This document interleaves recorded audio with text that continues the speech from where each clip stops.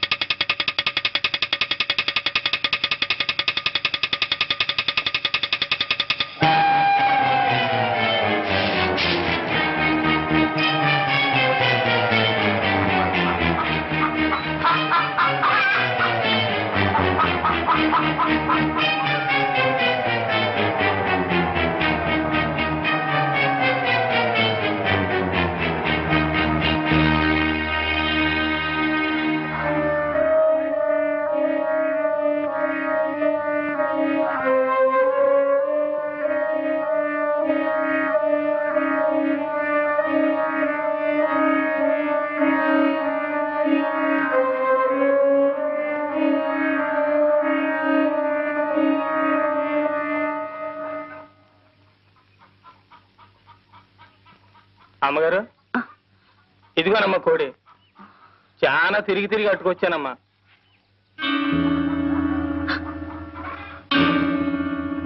కోటయ్య, ఏంటమ్మా? ఈ కోడిని కొంచెం కోసి చెల్లు.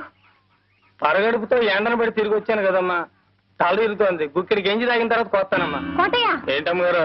గంజెందుకురా, వేడివేడిగా అన్నం పెడతాను. ఈ కోడిని కొంచెం కోసి చెల్లు. అయ్యయ్యో, పరగడుపుతో ఏడన్నం తింటే కడుపులో తెములుద్దమ్మా. సద్దన్నం అయితేనే చల్లగా ఉంటది. ఇప్పుడే వచ్చేస్తానమ్మా. కోటయ్య, ఏంటమ్మగారు? లోపల పులుసు మరుగుతోందిరా.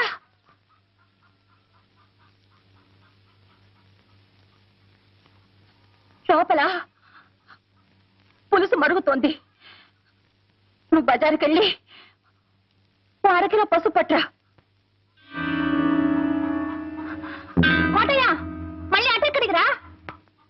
బజార్ ఎడితే తనకేదో తెచ్చి పెట్టమందమ్మా మా ఇంటిది. అడిగి వద్దామని. దానికి ఏమైనా కావాల్సి ఉంటే మన ఇంట్లో తీసుకుంటుంది. నువ్వు అర్జెంట్కి వెళ్ళి పసుపు తీసుకురా. పులుసు మరిగిపోతుందని చెప్పానా?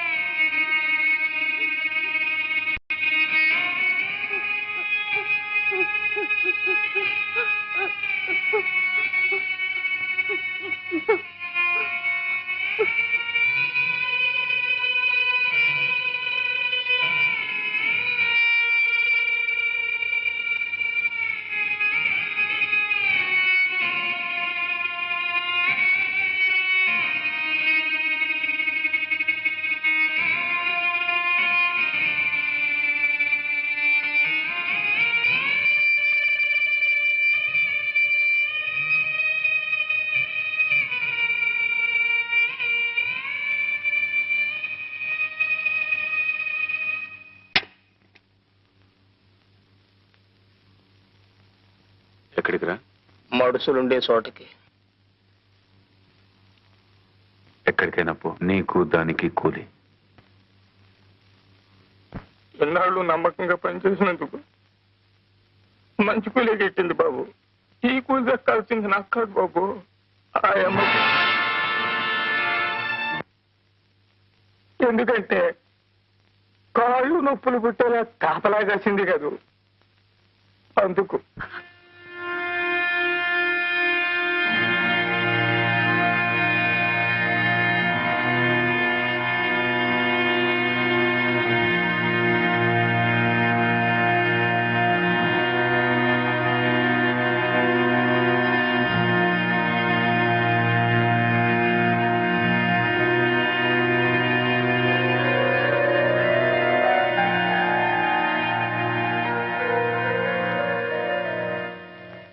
ఏ భర్త ఏ భార్య కూడా సంపాదించి పెట్టలేని గౌరవ ప్రతిష్టలను నాకు మీరు సంపాదించి పెట్టారండి.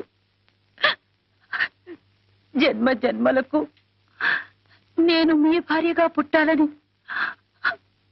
కోరుకుంటున్నానండి. ఎందుకలా చూస్తున్నారు? మీ రంకుకి నా బొంకుకి ఒక వెల కట్టి కూలిచ్చాడా కోటిగాడు? మీరెంత కూలిస్తారు నాకు? పశువుల కంటే హీరోయిన్ మీరు ఓ మనిషేనా? చెప్పండి చెప్పండి చెప్పండి చెప్పండి చెప్పండి. మీరా గుడిసె గుమ్మల్లో అడుగు పెట్టినప్పుడే మీ చొక్కా పట్టుకుని ఆపుంటే నాకు ఈ నింద వచ్చుండేదే కాదు. ఆ పని చేశాను నిన్నాళ్ళు. భర్తన్న గౌరవంతోనే ఆ గుడిసె కాపలా కాస్తూ నిలబడ్డాను. ఒక్క క్షణం ఆలోచించండి. నేను నిలబడ్డ స్థానంలో మీరుండి ఆ గుడిసె లోపల నేనుండుంటే రంకుతనం అంటగట్టి మక్కిలెరగతని బయటికి తరిమేసేవాడినే. నువ్వు నా ఇంటికి వచ్చింది వండి పెట్టడానికే, ఉపదేశాలు చేయడానికి కాదు. నేను మగాడినే, లక్ష్య చేస్తాను, నా ఇష్టం చేటు ప్రవర్తిస్తాను. నీకిష్టం అయితే నోరు మూసుకొని ఇంట్లో పడుండు, లేకపోతే మూటమ్ముల సర్దుకొని బయలుదేరు.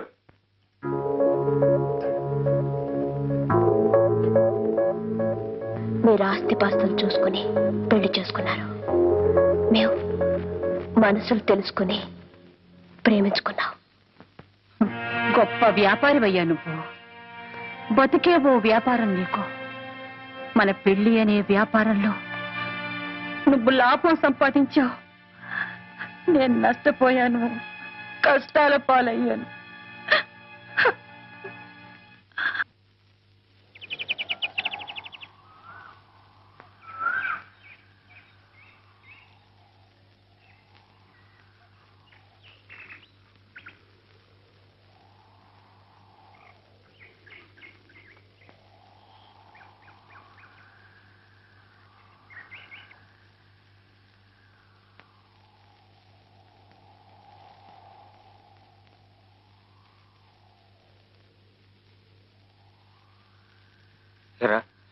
మీరందరూ ఇళ్లలో దెబ్బలు తిన్నారా?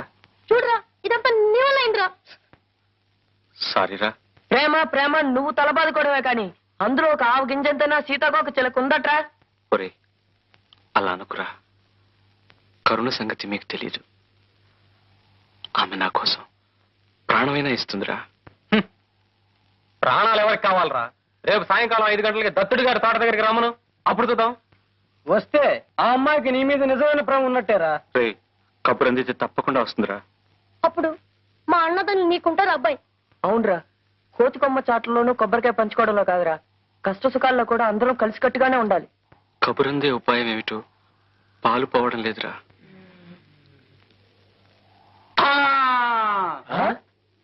ఆ ఉపాయం ఏదో బాబాయ్ గారే చెప్పాలరా.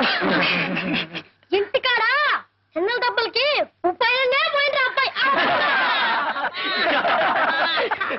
శ్రీనివాస హోటల్కి వెళ్ళి స్ట్రాంగ్ టీ కొడితే ఉపాయం అదే పుట్టుకొస్తుంది. పదండి రా, పదండి. ఏమిటి ఆ బనీన్ గాని నాదిగానా? కాదు బాబు, కరణం గారు అల్లుడిది. మరి పంచం భలేవారు బాబు, పోయిన పండక్కి మా అత్తారు పెట్టారండి. బట్టలు కూడా కట్టుకొచ్చాం, బజార్లో పని కట్టుకోమనా? ఈ తమరయ్య గారు బాబు, డేవిడ్ దొరగారి. సరే సరే, తొందరగా తీసుకురా. అలాగే బాబు.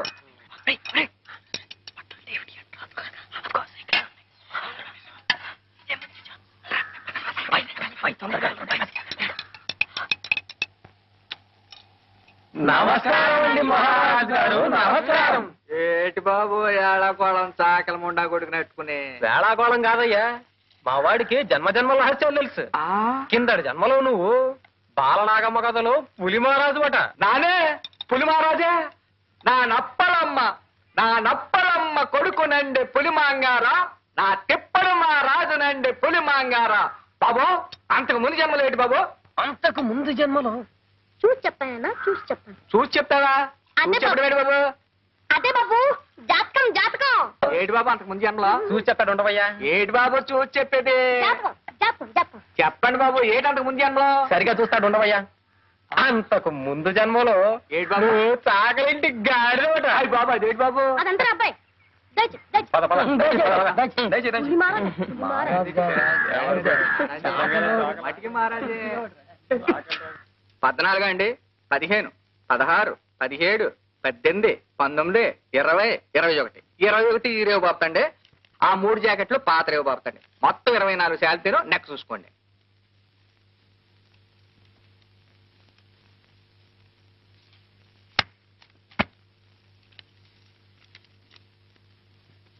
వస్తానండి. మాసిన గొడ్లకు రేపు వస్తానండి. సెలవు.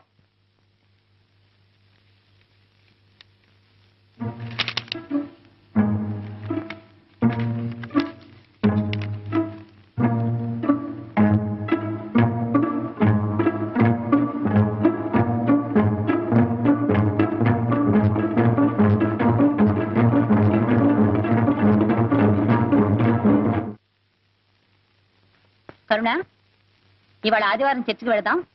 నీ బట్టలు వేసుకో. నాకొద్దు. వేసుకోమంటున్నానా? గడప దాటకూడదని ఆర్డర్ వేశారు. బట్టలనే నాకు ఇష్టమైన వేసుకొనివరా? నాకు అక్కర్లేదు, వీటితోనే వస్తాను. అంతా నీ మంచి కోరే చెప్తున్నాను, వేసుకో. నా మంచి కోరేవాళ్ళు ఈ ఇంట్లో ఉన్నారా? చాలా ఆశ్చర్యంగా ఉందే. ఆశ్చర్యం ఏమిటో జాకెట్ వేసుకున్న తర్వాత తెలుస్తుంది. వేసుకో.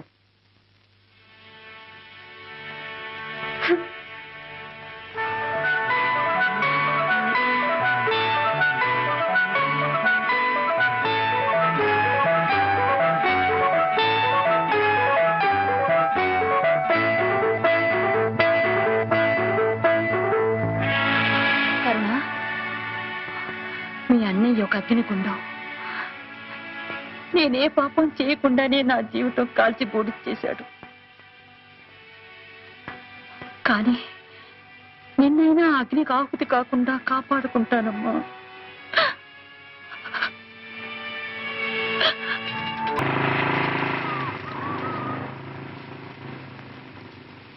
ఏరా ఒంటరిగా ఇక్కడ ఏం చేస్తున్నావు? అబ్బే ఏమైంది? సత్తగలగా.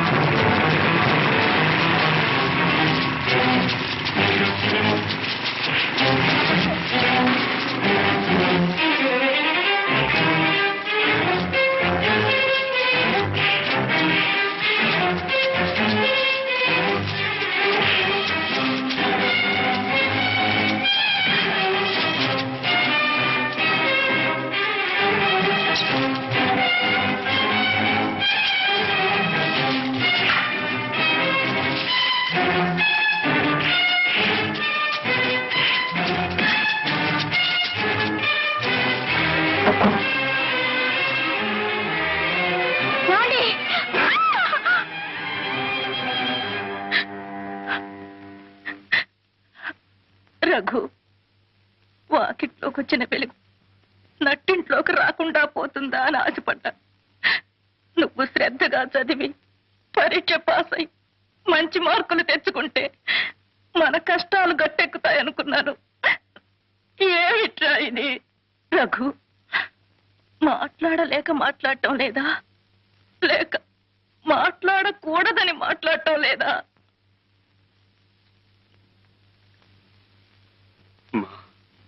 ఏరా, ఇంత జరిగా కూడా ఆ పిల్లని మర్చిపోలేకపోతున్నావా? మా ఇన్ని అడ్డంకులు వస్తాయని, కలతలు వస్తాయని ఊహించకుండా ఉంటుంటే మానేస్తానని చెప్పేవాడినేమో.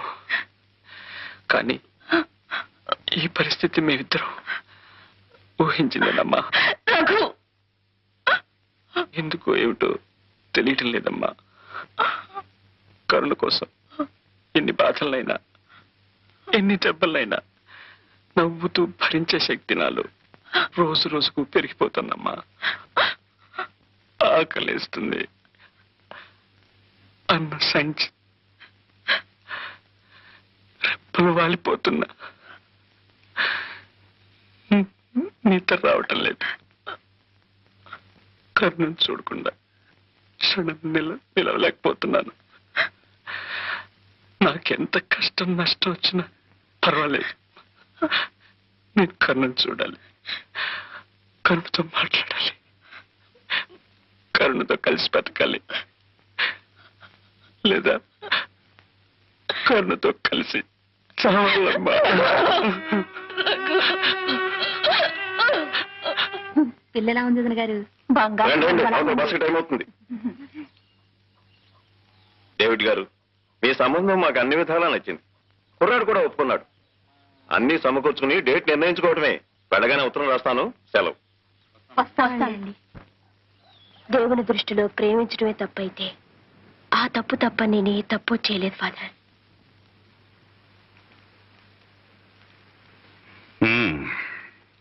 ఈ సమస్యకి పరిష్కారం అంత సులభంగా లభిస్తుందని నేను అనుకోను. అయినా డేవిడ్తో చెప్పి చూస్తాను. God is great.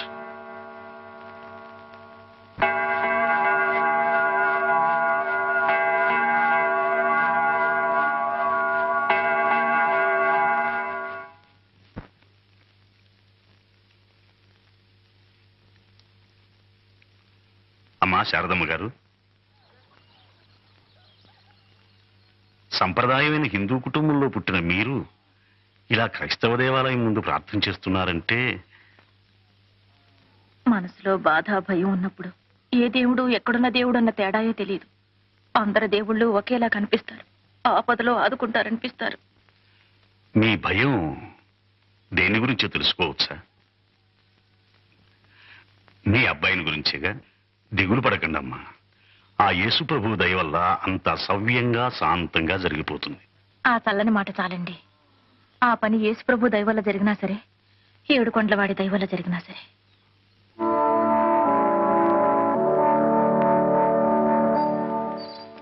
ఫాదర్, మీరేనా ఇలా మాట్లాడుతున్నది? మనమెవరు, వాళ్ళెవరు? నేనిప్పుడు మాట్లాడుతున్నది 2 మతాలని గురించి కాదు, 2 జీవితాలని గురించి. రేపే అతను మతం మార్చుకుంటే నీకే అభ్యంతరం ఉండదేమో.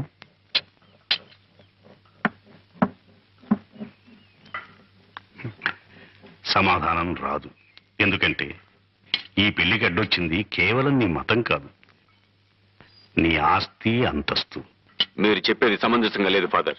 ఈ పెళ్లి కేవలం నా పరువు ప్రతిష్టల గురించి కాదు, నా చెల్లెలి భవిష్యత్తు గురించి. అది చెప్పాల్సింది నువ్వు కాదు డేవిడ్. చర్చిలో అందరి ముందు ఆ అమ్మాయి చెప్పాలి, అంతే కదా? రఘు, మనం ఎక్కడికైనా పారిపోదావా?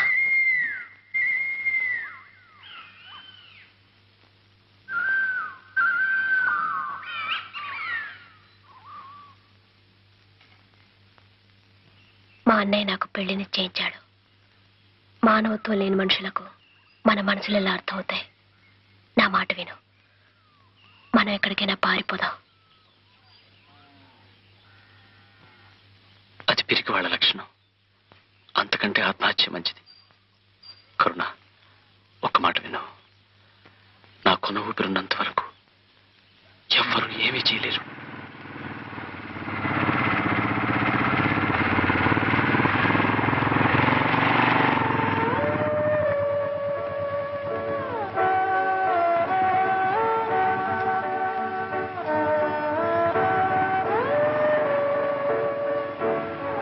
సార్, మాది ఒకే మాట, ఒకే ప్రాణం. నా ప్రాణంలో ప్రాణమైన కరుణని దయచేసి వేరు చేయకండి సార్.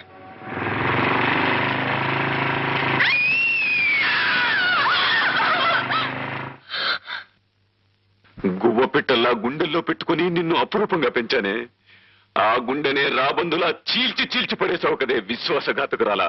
4 రోజుల్లో పెళ్లి పెట్టుకుని నా ఇంటి ముందే, నా కళ్ళ ముందే వాటితో కునుకుతావా? నిన్ను ముక్కలు ముక్కలుగా నరికి పోగులు పెట్టిన పాపం లేదే.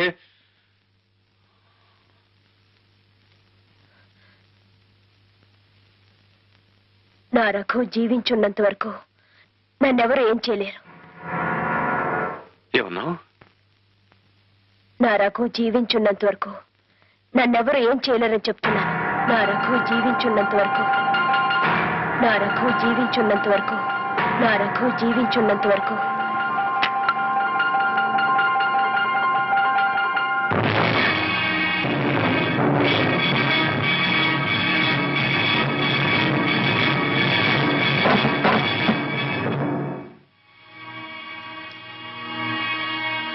ఎక్కడ వాడు? ఎక్కడ నీ కొడుకు?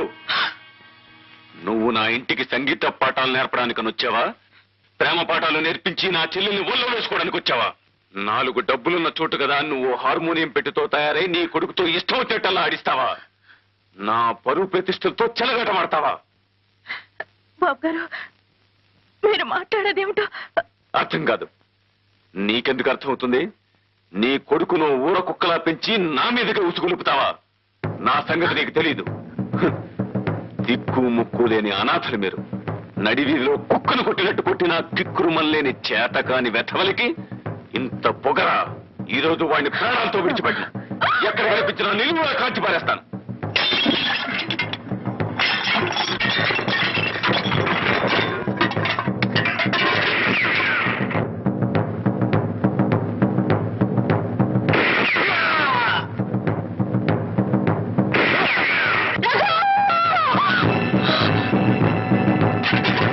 రేపు తెల్లవారేలోగా నువ్వు నీ కొడుకు ఊరు వదిలి వెళ్ళిపోయారా బ్రతికిపోతారు, లేదా వల్లకాట్లో కలిసిపోతారు.